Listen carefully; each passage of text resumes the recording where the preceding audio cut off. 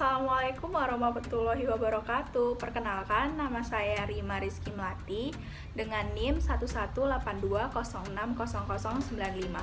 Kali ini kita akan melanjutkan praktikum untuk mata kuliah fisiologi hewan tentang sistem pernapasan.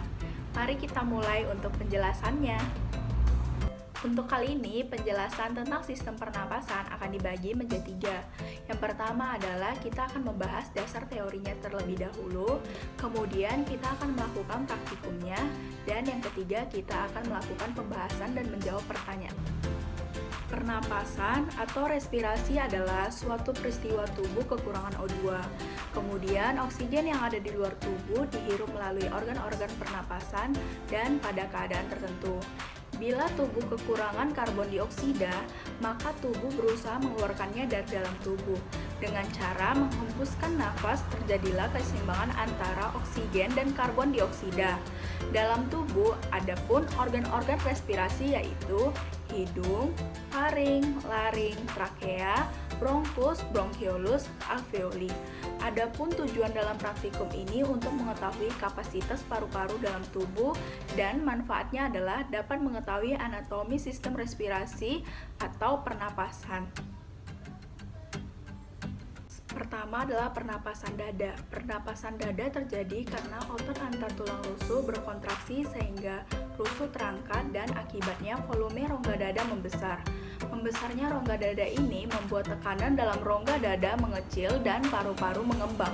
Pada saat paru-paru mengembang, tekanan udara di luar lebih besar daripada di dalam paru-paru. Akibatnya udara masuk. Sebaliknya, saat otot antar tulang rusuk berelaksasi, tulang rusuk turun.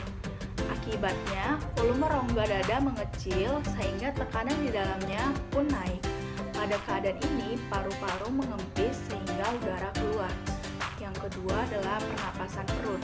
Pernapasan ini terjadi karena gerakan diafragma.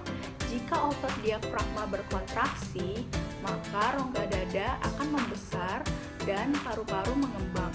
Akibatnya, udara akan masuk ke dalam paru-paru. Saat otot diafragma relaksasi, diafragma kembali ke keadaan semula. Saat itu, rongga dada akan menyempit mendorong paru-paru sehingga mengempis. Selanjutnya, udara dari paru-paru akan keluar.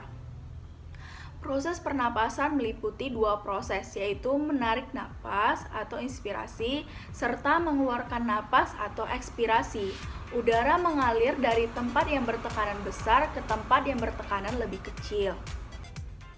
Adapun alat dan bahan yang digunakan adalah yang pertama, botol berukuran 1 galon atau 5 liter yang terbuat dari kaca atau plastik. Kemudian cangkir yang berukur 250 ml, kemudian air, kemudian ada spidol, kemudian saya menggunakan ember besar, dan yang terakhir ada selang akuarium yang sepanjang 60 cm. Adapun prosedur kerja yang dilakukan adalah pertama, tempelkan isolasi pada sisi botol dari atas ke bawah, kemudian gunakan cangkir untuk menambahkan 16 cangkir atau 5 liter air ke dalam botol atau galon. Secangkir demi secangkir, kemudian gunakan spidol untuk menggaris dan menunjukkan ketinggian air. Kemudian isi baskom dengan air hingga setengahnya. Lantas, kemudian letakkan galon tersebut dalam keadaan terbalik di dalam baskom atau ember. Masukkan selang sekitar setengah dari galon tersebut, lalu ambil napas secara normal. Gunakan skala pada galon untuk menentukan volume atau jumlah ruang yang terpakai untuk napas yang kalian hembuskan pada galon, sampai tanda-tanda mendekati 1/4 galon. Kemudian catat hasil akhirnya dalam tabel.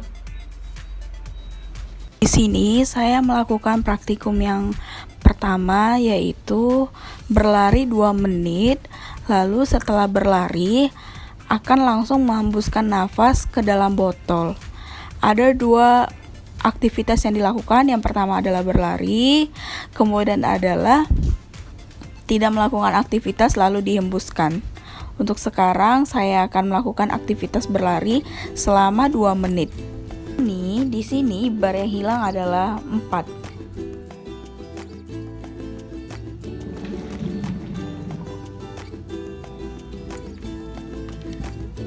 gambar yang hilang 6. Kemudian dapat dilihat hasilnya. Nama Rima Rizky Melati. Pengukuran tinggi badan dan berat badan telah dilakukan minggu lalu. Tinggi badan 155 cm, berat badan 77 kg, kapasitas paru-paru sebelum aktivitas 6 dikali 250 sama dengan 1500. Kapasitas paru-paru setelah aktivitas adalah 4 dikali 250 sama dengan 1000.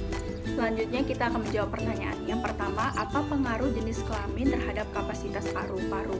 Kemudian jawabannya adalah jenis kelamin sangat berpengaruh dalam kapasitas vital paru-paru. Biasanya pria cenderung memiliki paru-paru yang lebih besar dibandingkan wanita. Ini disebabkan karena pada pria tidak memiliki organ tambahan seperti perbesaran dari kelenjar susu. Perbesaran dari kelenjar susu pada wanita mengakibatkan ruang untuk paru-paru mengembang menjadi sempit. Jadi, volume vital paru-paru pada wanita cenderung lebih kecil. Akan tetapi, frekuensi pernafasan pada wanita lebih cepat dibanding pria.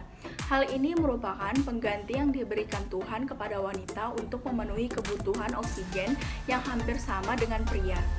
Kemudian, kita akan menjawab pertanyaan kedua. Sebutkan dan jelaskan faktor-faktor yang mempengaruhi kapasitas paru-paru manusia. Jawabannya, faktor utama yang menyebabkan adanya perbedaan kapasitas vital paru-paru manusia adalah usia seseorang. Apabila ada anak kecil yang berusia 5 tahun, kapasitas vital paru-paru akan lebih kecil dibandingkan dengan orang dewasa karena dipengaruhi oleh umur, berat badan, tinggi badan, aktivitas yang dilakukan sehari-hari, serta lingkar dada yang masih kecil. Sehingga oksigen yang diperlukan oleh tubuh juga belum begitu banyak, yang mengakibatkan kapasitas udara atau kapasitas vital paru-paru juga masih terlalu kecil. Walaupun volume paru-paru dan usia antara seorang wanita dan pria sama, tetapi antara keduanya terdapat perbedaan.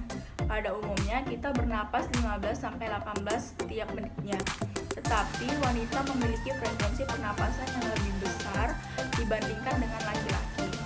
Berat badan juga sebagai salah satu faktor. Berat badan yang kurang profesional mempengaruhi banyak sedikitnya konsumsi oksigen. Berat badan yang berlebih akan memaksa paru-paru bekerja ekstra. Hal inilah dikarenakan proses pembakaran zat-zat makanan di dalam tubuh untuk menghasilkan energi membutuhkan oksigen yang lebih, dan yang terakhir aktivitas dan kegiatan yang kita lakukan. Aktivitas yang kita lakukan sehari-hari juga mempengaruhi besarnya volume paru-paru kita.